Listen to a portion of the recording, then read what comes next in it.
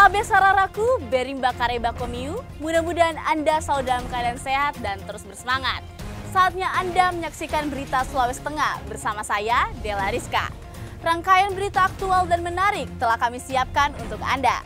Berikut 3 berita utama hari ini.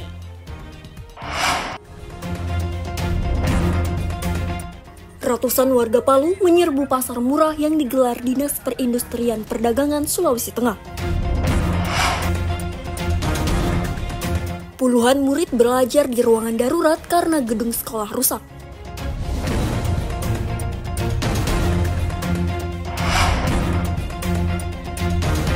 Satgas Pangan Sulawesi Tengah melakukan inspeksi mendadak di sejumlah pasar dan gudang.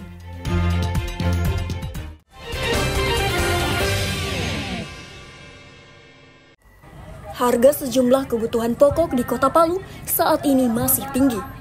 Pemerintah daerah pun berusaha membantu meringankan beban masyarakat, salah satunya dengan menggelar pasar murah. Seperti yang dilakukan Dinas Perindustrian dan Perdagangan Provinsi Sulawesi Tengah dengan menggelar pasar murah selama 2 hari.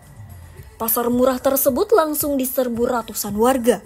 Mereka rela antri untuk membeli berbagai kebutuhan pokok yang dijual dengan harga lebih murah dibandingkan di pasar. Selisih harga mulai Rp5.000 hingga Rp10.000.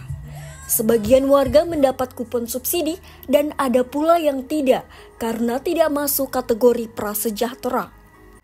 Seperti bawang merah yang di pasar tradisional dijual seharga Rp30.000, kini dijual dengan harga Rp20.000 per kilogram. Demikian halnya dengan bawang putih. Selain bawang, harga beras, minyak goreng, dan telur juga dijual dengan harga murah. Warga mengaku senang karena bisa membeli berbagai barang kebutuhan pokok dengan harga yang jauh lebih murah. Selisih harga kebutuhan pokok itu lumayan besar dibandingkan harga di pasar.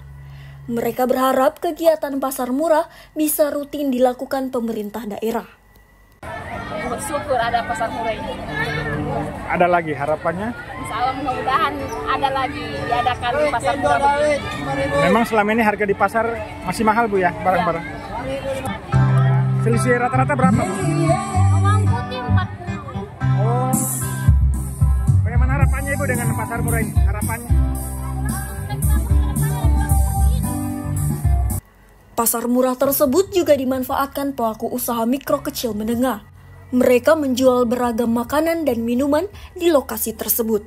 Syamsuddin Tobone melaporkan dari Palu.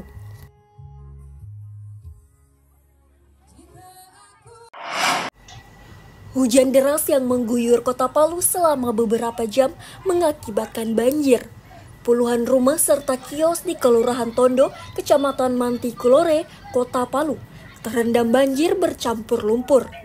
Banjir disebabkan meluapnya Sungai Pondo yang membelah wilayah permukiman warga. Meluapnya air sungai ini diperparah dengan kondisi saluran drainase di bagian jembatan yang sempit. Debit air sungai yang besar pun akhirnya meluap. Jalanan dan rumah warga turut terendam. Beruntung banjir bercampur lumpur tersebut cepat surut. Namun, genangan lumpur tersisa di jalan raya dan rumah warga. Warga gotong royong membersihkan sisa endapan lumpur tersebut. Sekitar jam 4:15. Berarti tadi bagaimana pertamanya air? Cuma kedengaran gemuruh air. Pas saya keluar air sudah dari kuala sudah ini ke sana tertutup kayu kualanya. Jadi langsung Ya, air nggak bisa diapa-apain karena air langsung masuk. sampai di mana ini kita terhadap banjir? Ini bekasnya ya. Sampai dalam, sampai dapur. Kalau di sini ini karena kecilnya ruasnya jalan jembatan ini kan. Dan berkali-kali juga kita begini saja modelnya. Oh, berarti airnya itu meluap karena jembatannya kecil. Punya mulutnya itu kecil kan. Ini berapa kali sudah banjir ini, Pak? Sudah berkali-kali. Orang sudah tahu pemerintah di sini. Sudah berkali-kali. Sebenarnya tidak perlu lagi. Cuma saya tidak tahu pemahamannya mereka. No? Bahkan orang cuma minta mau normalisasi bagaimana. Akibat banjir tersebut, aktivitas lalu lintas sempat macet. Pengendara yang melintas harus hati-hati agar tidak terjatuh. Aspal bercampur lumpur membuat jalanan licin.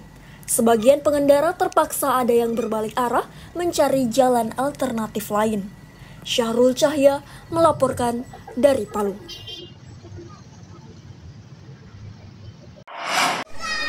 Pasca gempa bumi September 2018 silam, sarana pendidikan di Kota Palu ternyata belum sepenuhnya normal. Masih ada gedung sekolah yang belum diperbaiki dan puluhan murid terpaksa belajar di ruangan darurat. Seperti yang terjadi di Sekolah Dasar Negeri 26 Palu. Sudah hampir 6 tahun, 46 murid dari kelas 3 dan 4 SD Negeri 26 Palu ini belajar dalam ruangan darurat. Mereka belajar dengan kondisi yang tidak nyaman. Selain cuaca panas, mereka juga kerap terganggu akibat air yang masuk dalam kelas jika hujan turun.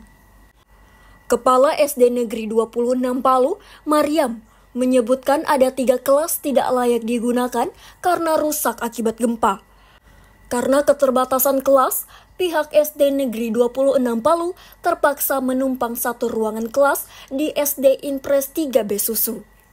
Ya, beginilah kondisi SDN 26. Kelas yang baik untuk kegiatan pembelajaran itu hanya ada 3. Dan yang satu itu hanya pinjaman dari SD Impres 3. Yang 2 ini lihat sendiri kondisinya ini huntara yang ada pada saat setelah gempa.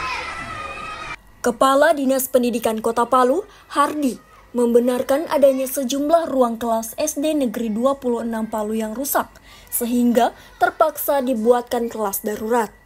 Namun tahun ini, pihaknya segera membangun gedung yang layak untuk mengatasi kekurangan kelas tersebut.